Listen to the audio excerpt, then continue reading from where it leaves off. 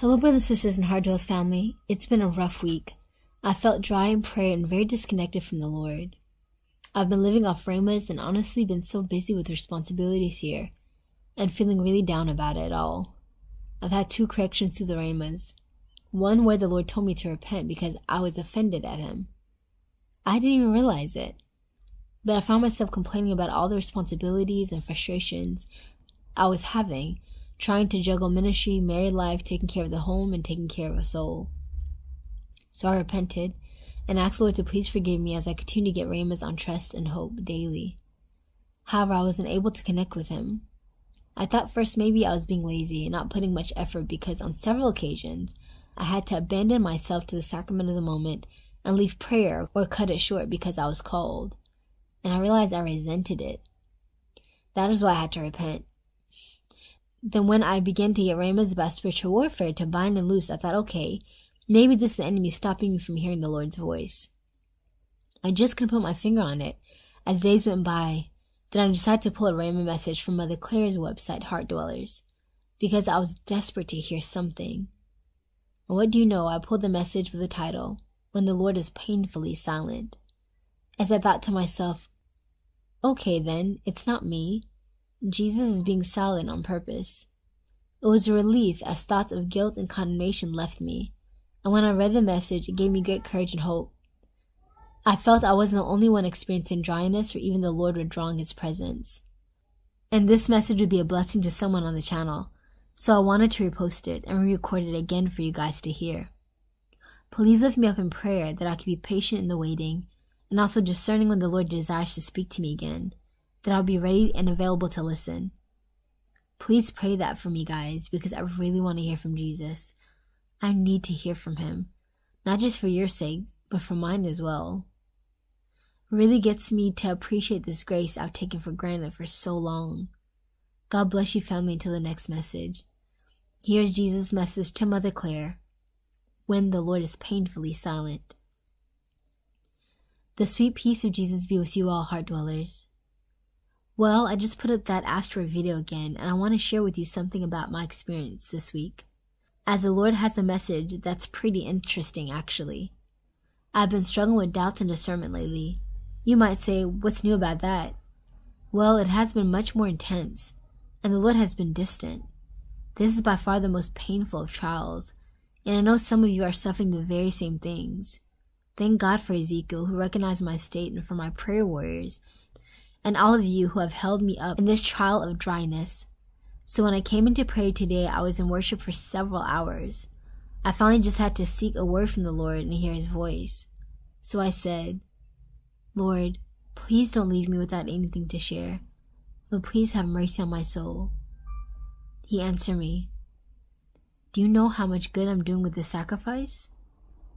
I can only imagine. Much good. Very good. Right now, there are people on your channel that do not know me or my voice. And now they know both.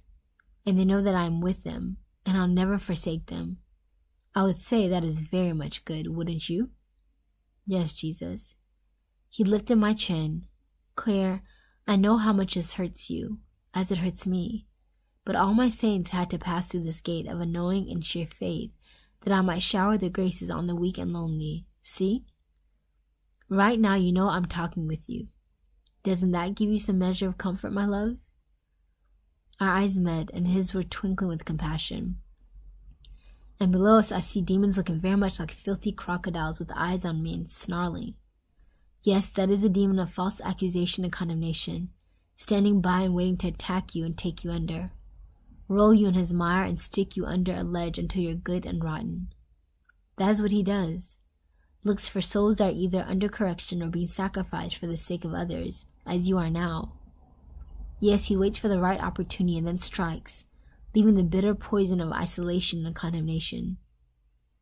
But you have been this way many times before, and you know how to handle him, don't you? Yes, Lord. Ignore his slimy lies, renounce him, and actively trust that you are using this trial for the kingdom. That's always what I end up doing. Very good, he answered. That's exactly the answer I was hoping you would give me.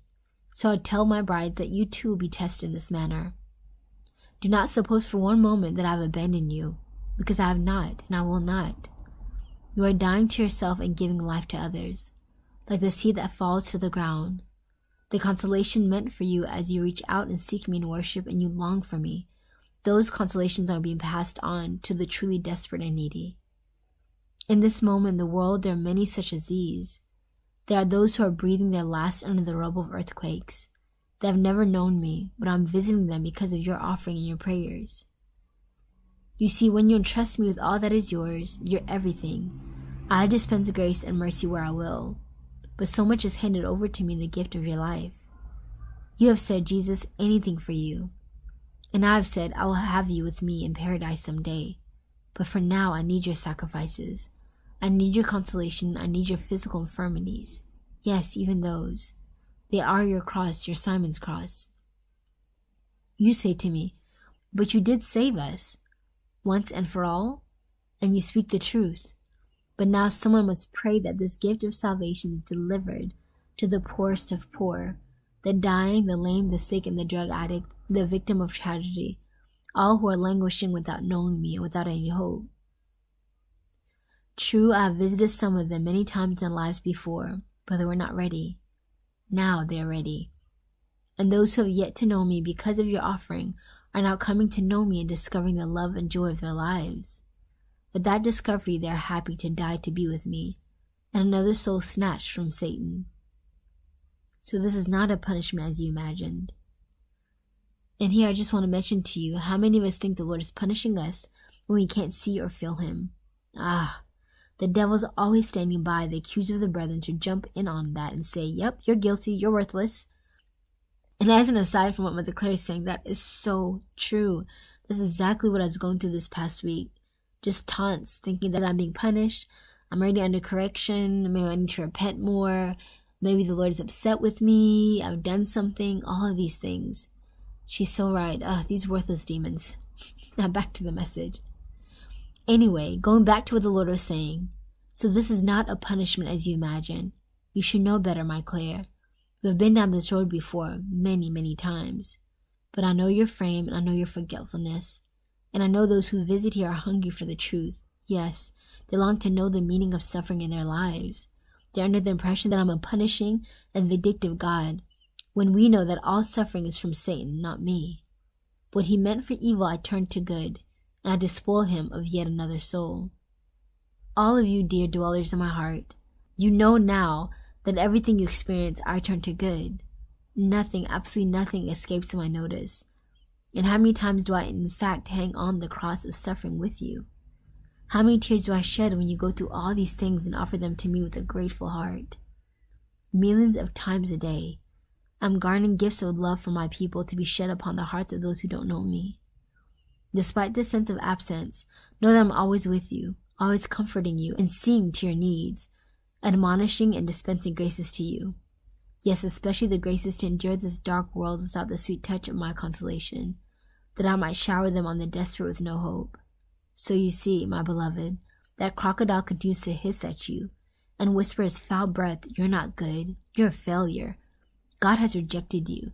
He's withdrawn and deserted you and left you sweltering in your own mess. Oh, how far from the truth. You were going along so well, flourishing even, and I asked for a sacrifice, and your spirit gave consent.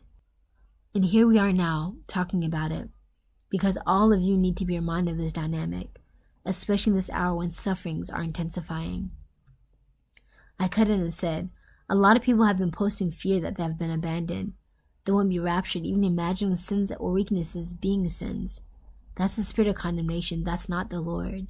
He continued here, and simply is not true that I have abandoned them, when in actuality, I have graciously accepted their loving sacrifice and showered those consolations on the ones who were perishing.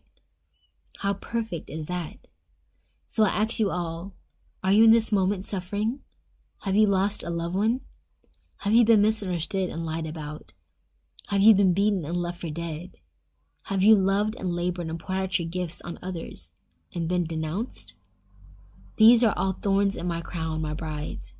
It is being woven to the perfect headpiece for the one who resembles me, my true bride. All these evils have been allowed to prove your love, your forgiveness, and draw those detractors closer to me. You have only to see how they treated me, though I did nothing wrong, to understand why you are receiving insults and injury for the good that you're doing. How many times have I said it? The bride must resemble the groom. Indeed, you do resemble me in all these sufferings, but understand there's a purpose for it all. I waste nothing of my bride's loving gifts. I use them all, and someday you'll meet the fruits of your suffering on this earth, and there shall be great rejoicing in heaven. In the meantime, we're moving closer to the time when the clock will strike midnight. It shall be accomplished.